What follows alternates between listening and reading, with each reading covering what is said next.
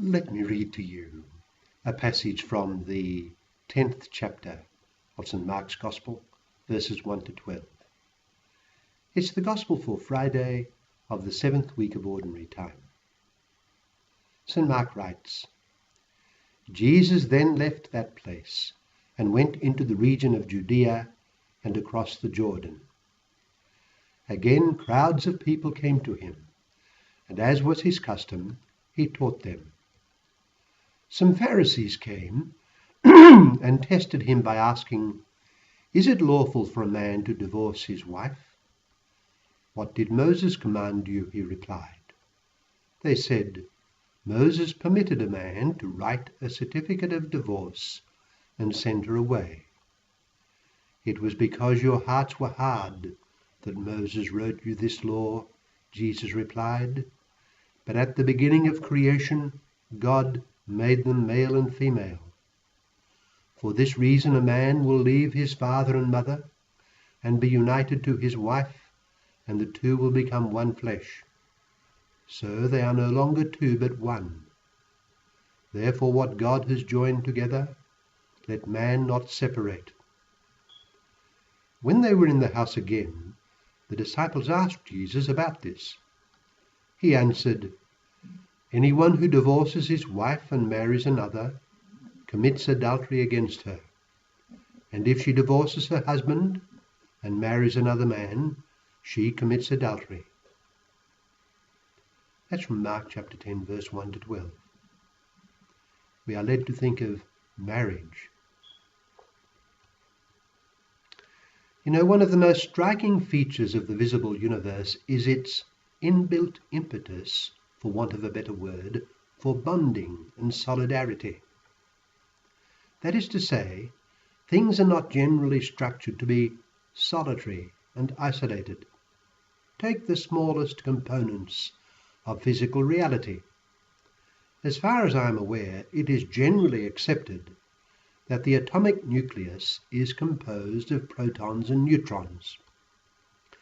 Well, an article published in 2007 by G.A. Miller, entitled "Charge Densities of the Neutron and Proton," concluded that the neutron has a negatively charged exterior, a positively charged middle, and a negative core.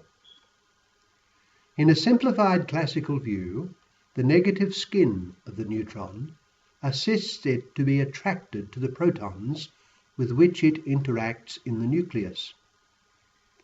However, the main attraction between neutrons and protons is via the nuclear force, which does not involve charge. My point here is the fact of attraction and interaction between neutrons and protons. Solitariness and isolation is not characteristic of the components of physical reality. In their own way too, energy-producing chain reactions also show the deep link between basic particles, all illustrating the bonding that marks the components of material things. This becomes so much more evident when we pass over to living things and descend the scale of consciousness. Normally, animals are deeply dependent on one another. They herd together and they cooperate. When one is weakened or becomes noticeably different, which is to say when its power to cooperate is diminished, it is often attacked by its fellows.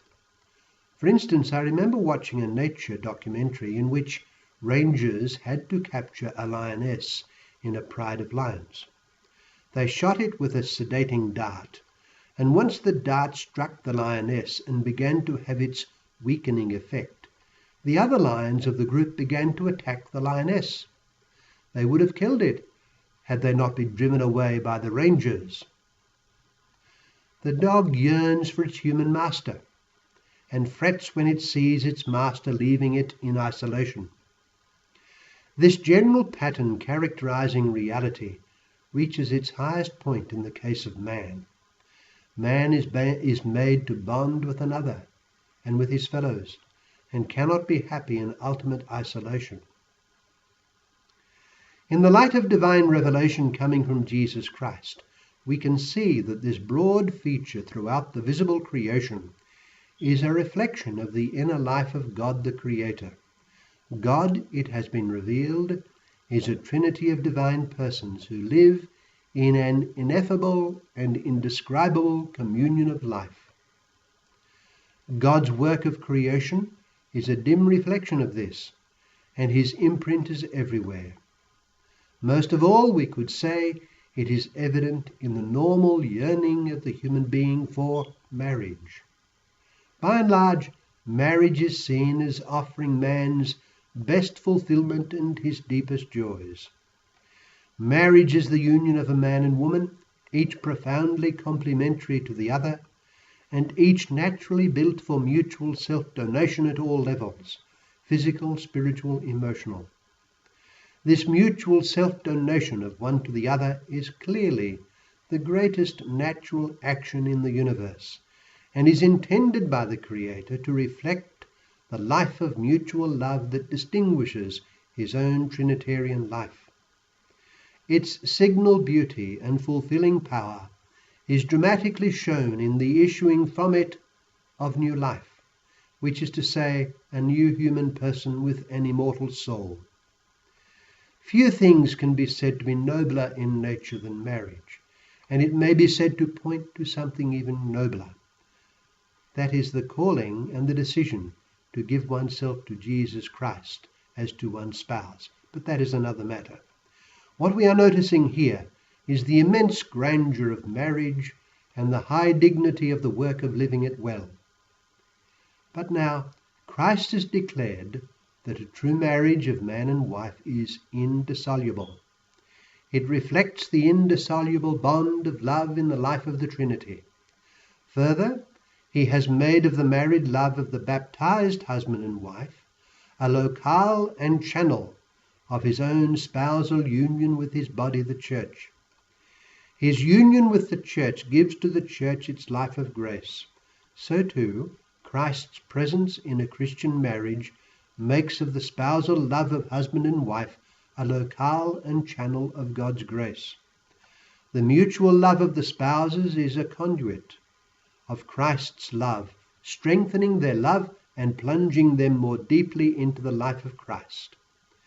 As Christ cannot be separated from the church, so in the plan of God, the bond uniting the spouses is indissoluble. Because Christ has made of the marriage of Christian spouses a sacrament, the more they advance in love for one another in Christ, the greater will be their holiness, and the greater will be their influence for Christ in the world. In their mutual love and service, they ought endeavor to live in and for Jesus Christ and according to his mind. How great the grandeur of marriage, and still greater the grandeur of Christian marriage.